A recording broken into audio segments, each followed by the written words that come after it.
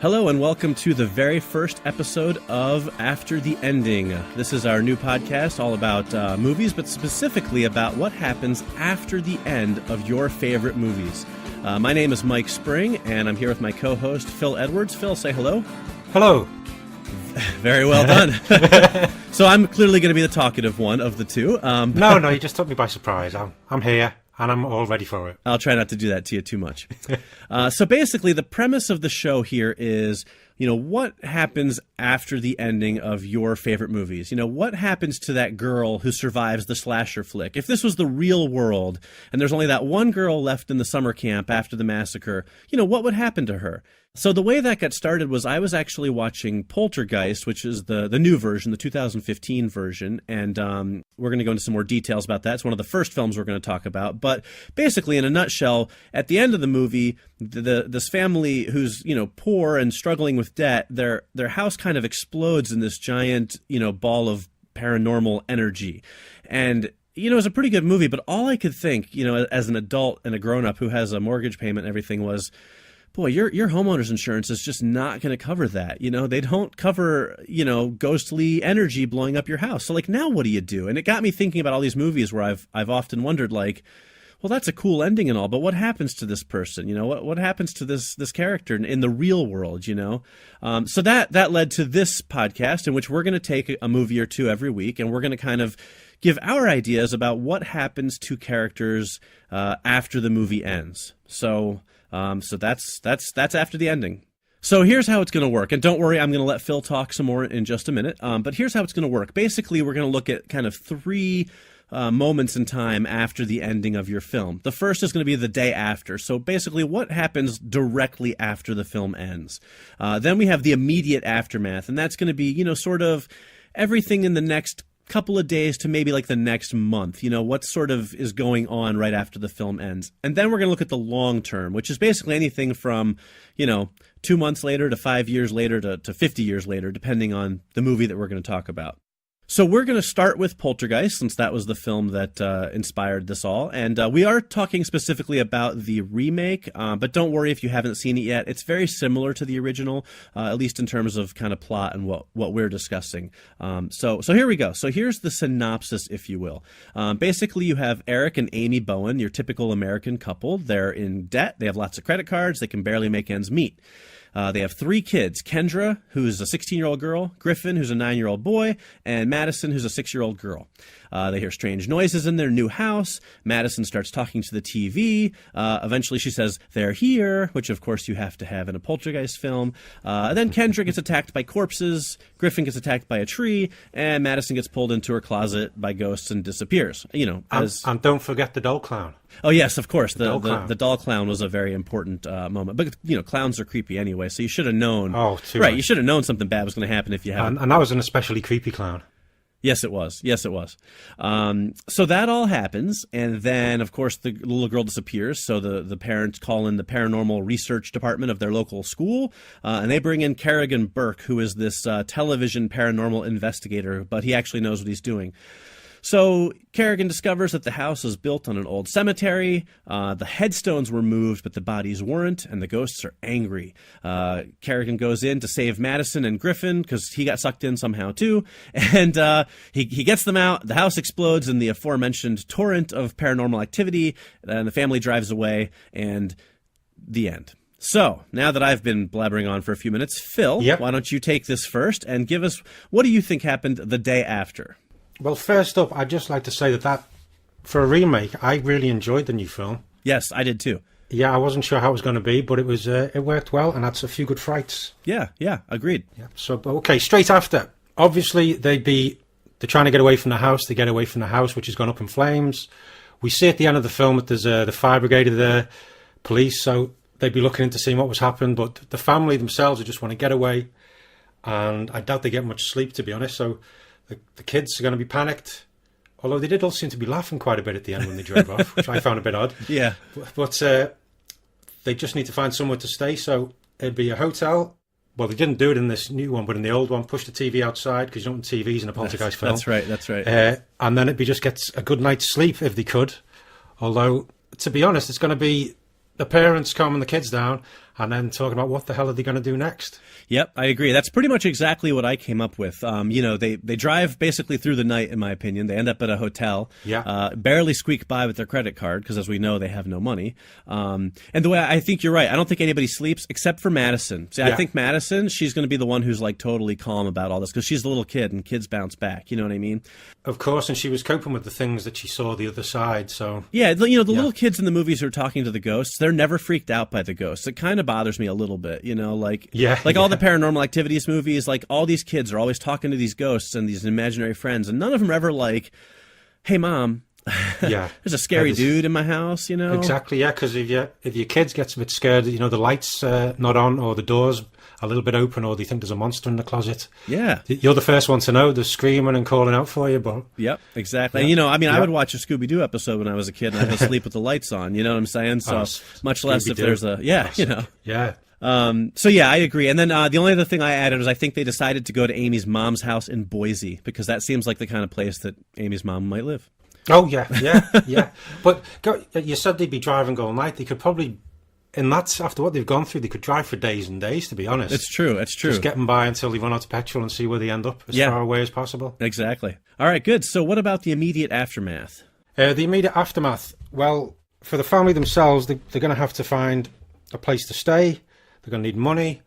There's probably going to have to sort out new schools, all the basic day-to-day things of life. But then you've also got to explain how you lost your house, what happened. People are going to think there could be fraudulent matters, so how's insurance going to pay for it? It's just going to be days and weeks of wondering what the hell we're going to do next. Yeah, it's a big mess, paperwork-wise, for sure. And then the lives are just, I was going to say hiccup, but it's more than a hiccup. It's more like a huge explosion in their entire life. And you're going to have rumours following them as to what's gone on. So if they're going to have to rent a house, things would come up, and so they'd find trouble getting a place to live. Yep. And it just goes on and on. Yeah, exactly. It's funny because there's a post-credits scene that shows them shopping for new houses. Yes, yeah. And which is a funny scene, but at the same time, I'm like, well, hold your horses there. Like you're not getting approved for a mortgage. You're probably still paying off your last house. Like the mortgage company is probably, breaking down your door looking for a payment. But so I agree. There's a big headache. And of course, because Sam Rockwell's character, we'd already seen him use the last of their credit. Yep. Getting all the gadgets. Right. It was a great use of the drone. I like that, using the modern technology in the film to bring it more up to date, and flying the drone through the portal. Yep. I thought that was a nice touch. I did too. I like that. So here's what I came up with. I agree. I'm mostly on the same page with you. I think they stay at Amy's mom's house for a while, because I kind of went in that direction. And, their credit is shot. The mortgage company is coming after Eric because his name's on the house and they haven't made their payments. The phone is always ringing constantly. And I think they start to drive a wedge between Eric and Amy because, money is a big marital issue, I think the kids are having nightmares, especially Griffin, because he was kind of like the big scaredy cat through the whole movie. Like he was scared of everything. Yeah. So I don't think he's coming out of this unscathed. You know what I'm saying? But Madison, I think, is fine. Again, she's kind of like, I'm going to go play with My Little Pony and I'm going to have a good night's sleep. Well, but the thing about Griffin, though, is by the end of the film, he had sort of manned up, as it were. Yeah. And he had this hero moment. So he's going to have that, but obviously he's got who he was before then. Right. He's going to have this fighting battle within him. So it's going to be, as you say, it could be a household full of conflict within and without. Yeah, for sure. He did have his man up moment. You're right. I definitely see that. But I also think I don't know. I think long term with a 9-year-old, I think that the fear is going to start to kind of seep back in again. You know what I'm saying? Yeah. That's just my thoughts. No, I think I could see that. All right. So take us through your long term. What do you think about that? Well, long term. Well, I was thinking, as well as the family, at the end of it, you had this group of paranormal researchers and investigators because they went to the university to get them, didn't they? Yeah. Yeah, and they had something on camera that showed definitive proof of the supernatural, the paranormal, or the afterlife, whatever you call it. Mm-hmm. So you've got them; they've got this thing which could, if they worked it well, it could either make their career and change our understanding of life as we know it, right? Or it could just see them a laughingstock in their community, right? So you've got that side of things, but then with the family, you've got the mother who is a writer, because Sam Rockwell made the beginning. He mentioned she was meant to be writing a book, and that's why he was working. Yeah, right. So I was thinking she could, if they were still together or apart, either way, the mother, she could write a book about the events that happened. Mm-hmm. And it could either be a work of fiction, or she could do it as this actually happened to us. Right. And then I got thinking, maybe this did happen back in 1982, and a mother of the house which had similar events wrote a book, which then got turned into a film in 2015. Right. Which brings us full circle. Right, I like that. So there we go. I like that. It's funny how similar we think alike. You're going to see that when we get into our next film, actually. We'll talk about that. Just remember that. But I will do, yeah, okay. But very good. Yeah, I like that a lot, actually. That's a great idea. Did you have more? Oh, just about the kids. Oh, go ahead, please. Because which sort of refers back to what you were saying with the days and weeks after. I was saying the kids could well end up in a mental institute at some point in their life. Right. And maybe it could because they've seen death, they've seen what happens to people. Yep. And you see enough police procedural things and serial killer TV shows.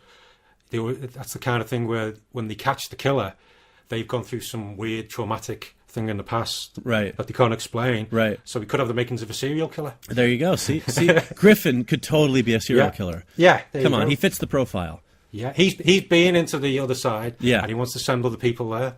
Exactly. I totally buy that. Totally buy that. Absolutely. There's a sequel. For sure.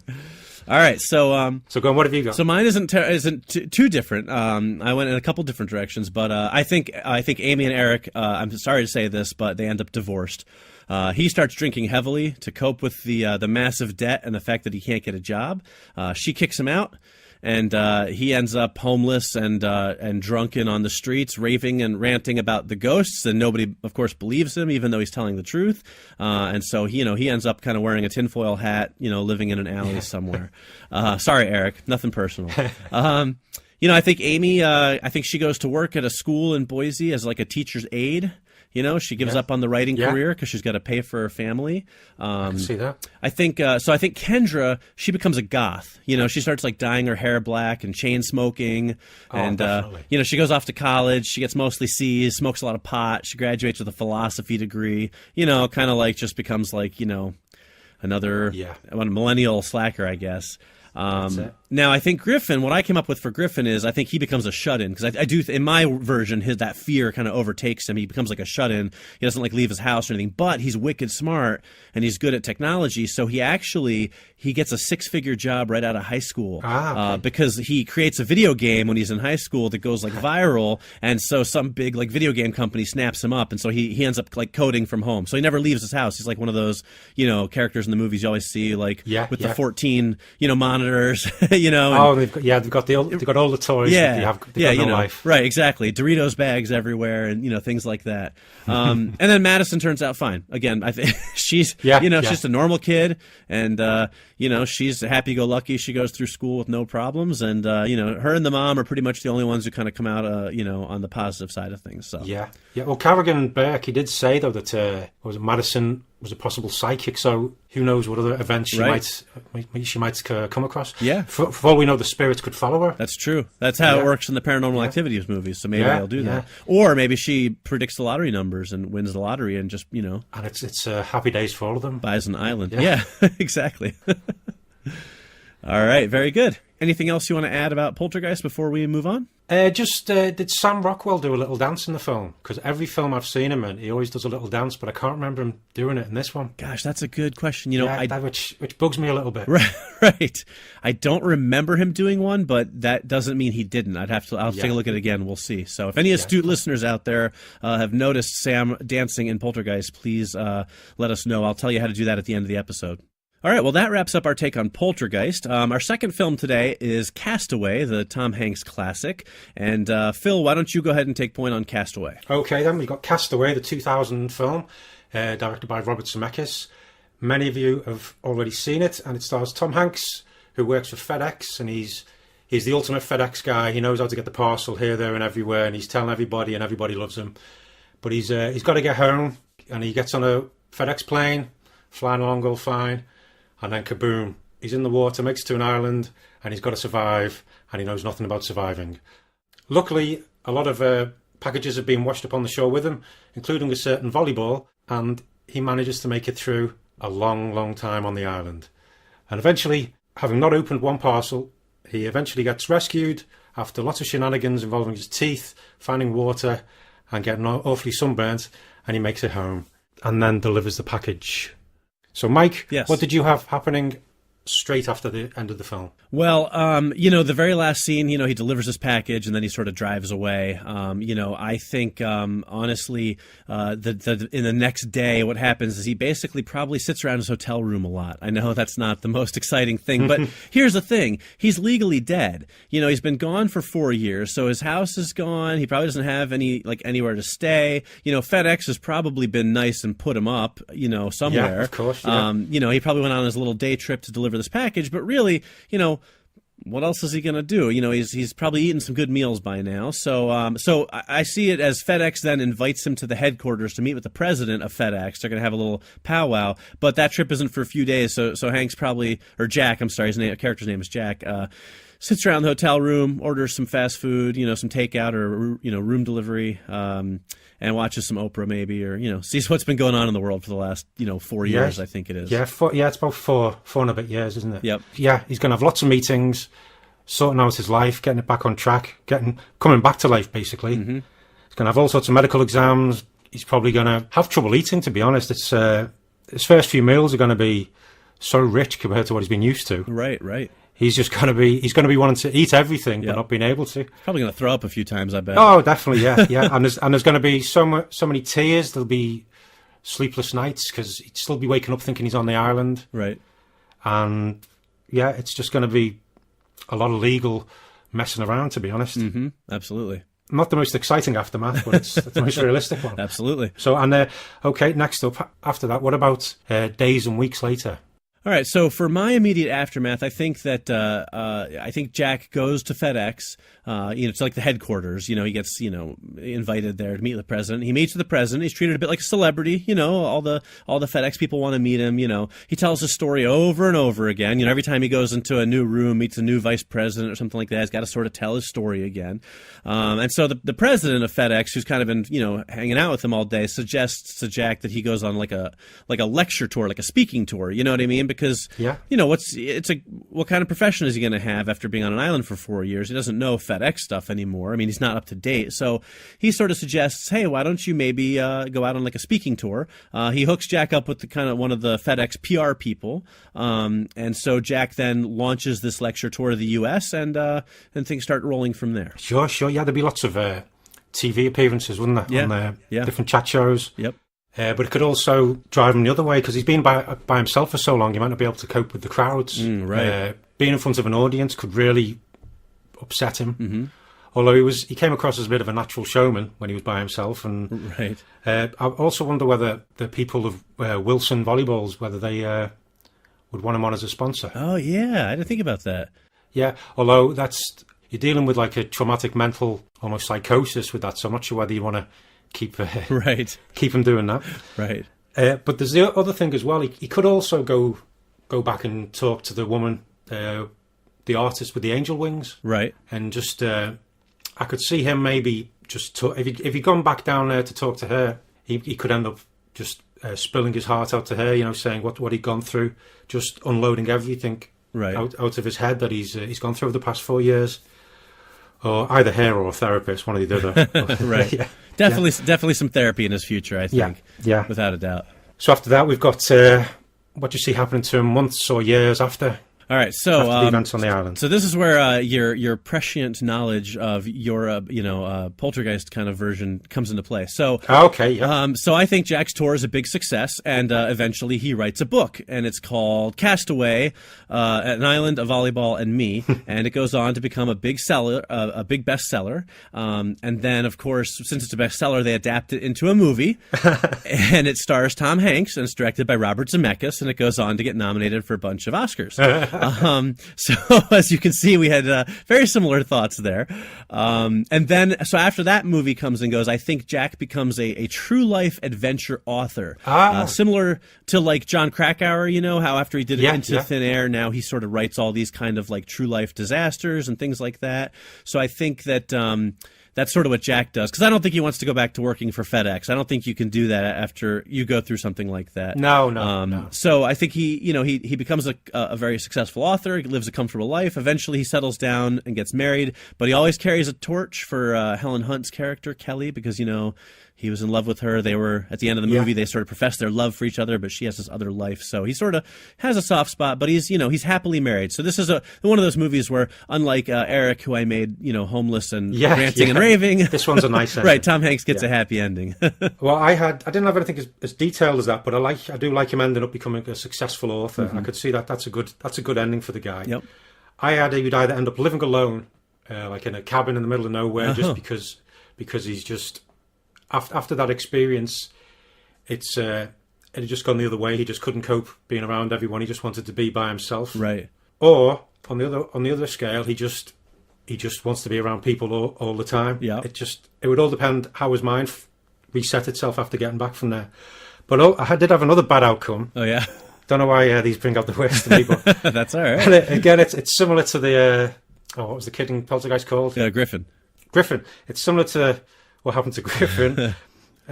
He's been by himself for so long. He started talking to somebody who wasn't there. Right. And again, it's a serial killer thing. Oh God, I can see there's been a run of the theme. But I even thought about he'd end up getting people, cutting off their heads and putting Wilsons on top of them, just because they were the only. He was always trying to get Wilson back again. That's awesome. I think it went a bit too dark for me. No, I love it. I like your ending way better than mine. Yeah, so I've taken a film like Castaway. It's the making of a murderer. There we go. Oh, there you go. Netflix series. That's fantastic. The making of fictitious murderers. Yeah, he's the Wilson killer. Oh, I love that. That's so much better than my ending. Oh, that's good. All right, well, so here's what we'll do. If we get into episode 4 or 5 and you're still turning everyone into serial killers, we'll have to have a talk. I think I need help. Oh, that's great. All right, well, there you have it. So those are our takes on Poltergeist and Castaway. If you have an alternate take or you think the movies ended differently, you can let us know your thoughts. We have a Facebook page set up now, which is facebook.com/aftertheendingpodcast. So you can hop on there, you can like us, you can leave us what you think, how you think Poltergeist and Castaway would have ended after the ending, and you can also leave us suggestions for future movies that you might like to hear us talk about. What happened after the ending. I will say a couple of kind of guidelines there. We're going to try not to tackle movies that have sequels, and we're going to try not to tackle movies that take place based on events in real life for obvious reasons, I think. And that also includes films that are based on books, and the books have sequels. Right. Agreed. Exactly. Like right. So there you go. So let us know what you think and send in your suggestions. Phil, any other movie type stuff you want to talk about before we sign off? Well, the big thing that happened over the weekend here in the UK is there was the British Academy Film Awards. Right. Yeah, so it happened last night, the BAFTAs, where The Revenant was named Best Film. Right. It also had Best Director, and Leonardo DiCaprio got an award for leading actor. So what do you reckon? Do you think he's going to win the Best Actor Oscar? I do, actually. I think this is kind of his year to win it. I think it's sort of a combination of having not won it enough times, like Martin Scorsese, of course. But unlike The Departed, which is a movie I am not a fan of, I think that, The Revenant is a movie that people really like, critics really like, I think his fellow actors really like it. He's won all the other acting awards so far. I think, honestly, at this point, it's kind of... It does seem like a shoo-in, doesn't it? Yeah, as much as you get with the Oscars, I think he is a shoo-in. So, yeah, so my guess is that, yes, he's going to take home... In fact, I think The Revenant's going to kind of clean up a little bit, like it did at the BAFTAs. Yeah, because it does. It looks stunning. Yeah, and it's my one thing about it was it's just the story was they stretched the small story out to a big film, right? But I think the cinematography though just carries it through. Yeah, and Leonardo's performance. Well, everybody was in it. I thought was brilliant. Right. Yeah, it could be well clean up, as you say. Yeah, I mean, maybe it won't take Best Picture. I mean, that certainly, you make a good point there. It might lose for that, but I think at the least, Leonardo, and I think Iñárritu, I think is how you say it, is I think he might also get direction too, just because of the way he shot it with the natural light. Yeah, because it was beautiful, wasn't it? Yeah, but didn't he win last year for Birdman? Yeah, he did, didn't he? Yeah, so and that was another brilliant looking film. Right. Just bit different, wasn't it? Yes. So everything else? maybe they won't give it to him 2 years in a row. You know, they don't really do that as much with the Oscars. Yeah, that's true. So it'll be interesting. But I do think the one thing we can count on is Leo finally getting his Oscar. Yeah, be nice. Yeah, it would. He deserves it. And if he doesn't get it, we're going to get some really good gifs. Yeah, yes. Of him just sitting there smiling. Absolutely. We'll get a ton of memes will be hitting the internet That'll be it. after the Oscars for sure. Also at the BAFTAs, leading actress was Brie Larson for Rue. Best supporting actress was Kate Winslet and Steve Jobs. So all in all, it's pretty much shaping up. It possibly all be the same at the Oscars. Yeah, it could be. I honestly, I love Steve Jobs. I thought it was I thought it was brilliant, and I thought that Kate Winslet was amazing. And just her, and it's a kind of a little thing, but her accent was so authentic.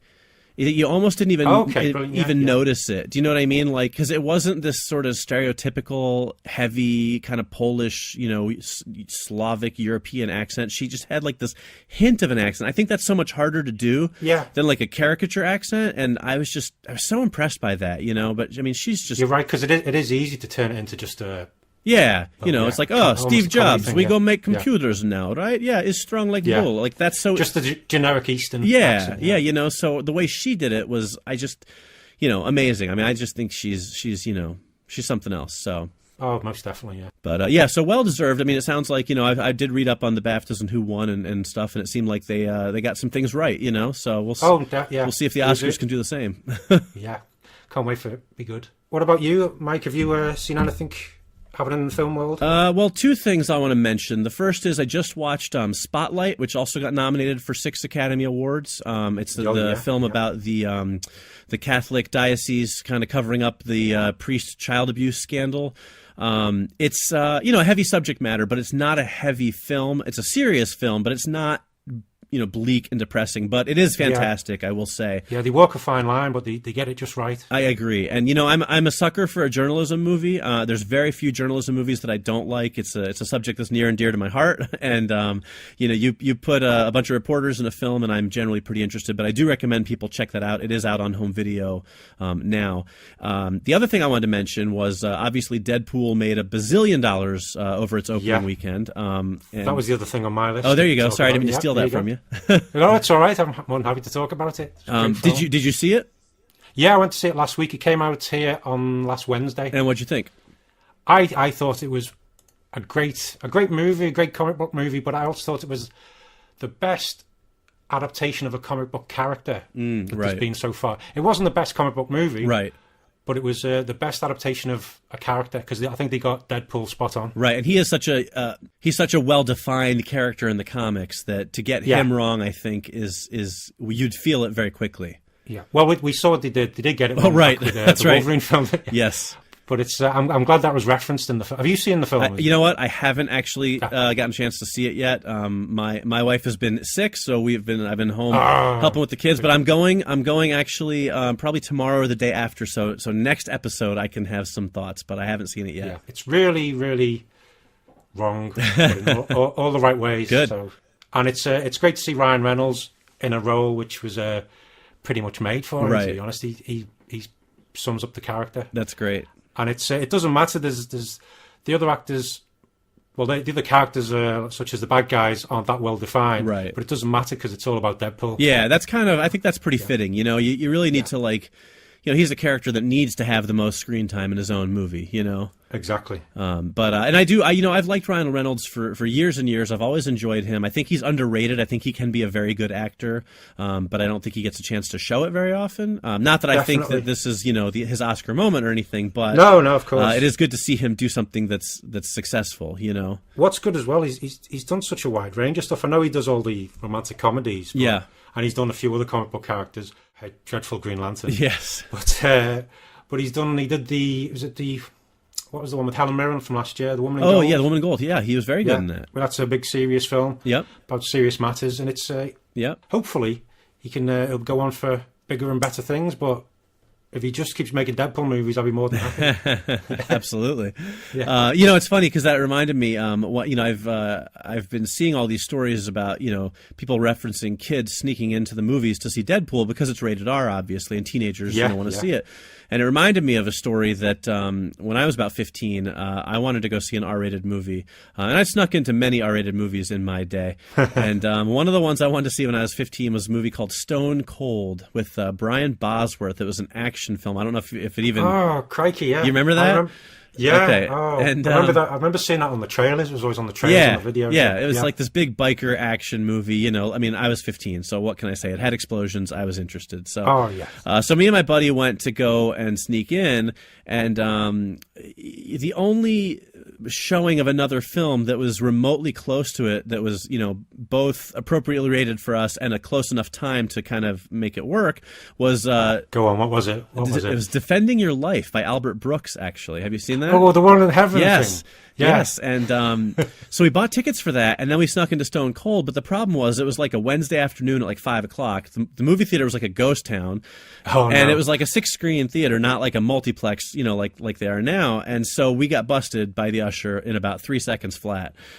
So he escorted us back over to the Defending Your Life theater. Now, I'm 15 years old. I never even heard of Albert Brooks at this point. So I'm all mad sitting there watching this movie, and it starts off in heaven, and there's Meryl Streep. I'm like, what the hell am I watching? And then, of course, I ended up completely loving it. It's still one of my favorite movies, and it turned me into an Albert Brooks fan. Oh, it's a great film, and it's Albert Brooks is great. Yeah, he is. I love him, and he was great in Drive. Yeah, he was absolutely. And Mother is another film of his that I'm a huge fan of, with Debbie Reynolds. Have you seen that? Oh yeah, I know the one. Yeah, that's another cracking one. Yep. So and then Finding Nemo as well. Right. Yeah, exactly. He's fantastic there. So anyway, I just that reminds me of that it was the one movie of all the movies I snuck into Basic Instinct and all these other like hard R movies, but Stone Cold is the one movie. And as a result, I actually didn't see Stone Cold for about 20 years until it came out on DVD a couple of years ago, and then I watched it, and of course it's terrible. I mean, it's absolutely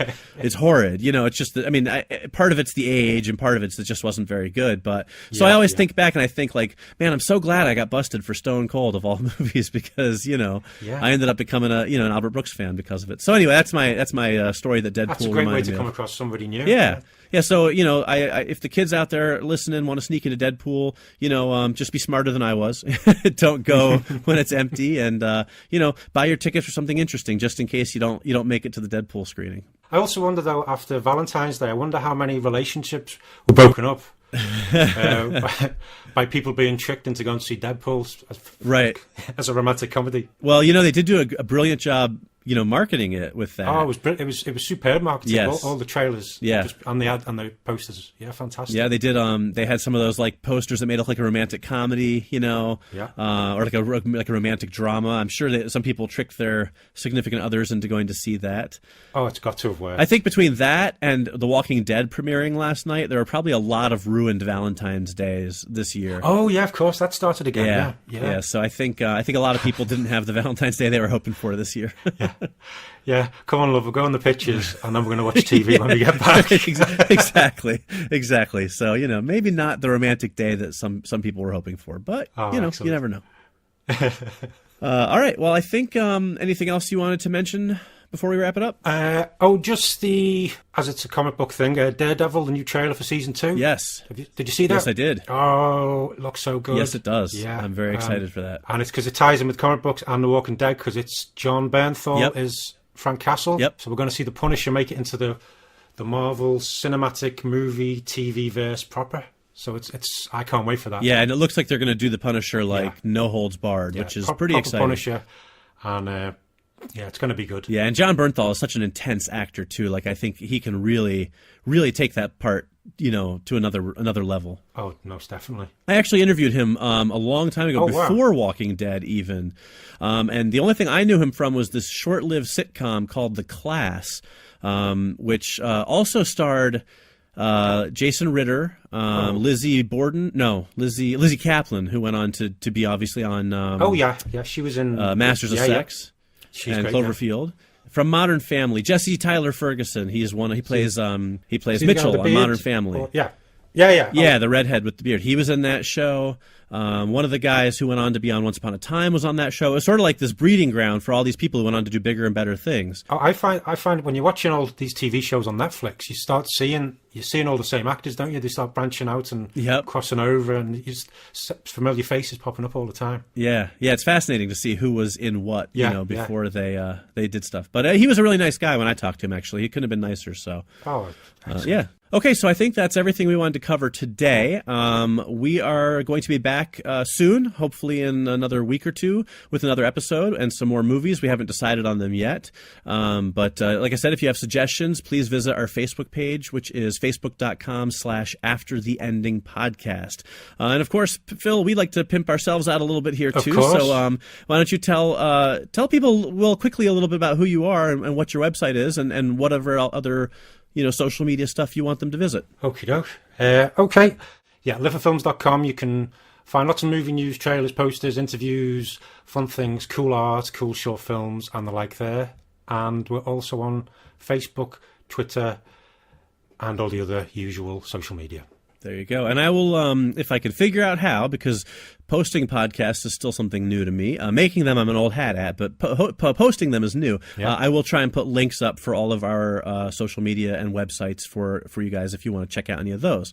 As for me, I am the editor-in-chief of IWantMy2Dollars.com, which is nowhere near the #1 pop culture website in America, but we're well loved anyway. You can visit our website. It's IWantMy2Dollars, all spelled out, .com, and you can also follow me on Facebook at facebook.com/MikeSpringOfficial.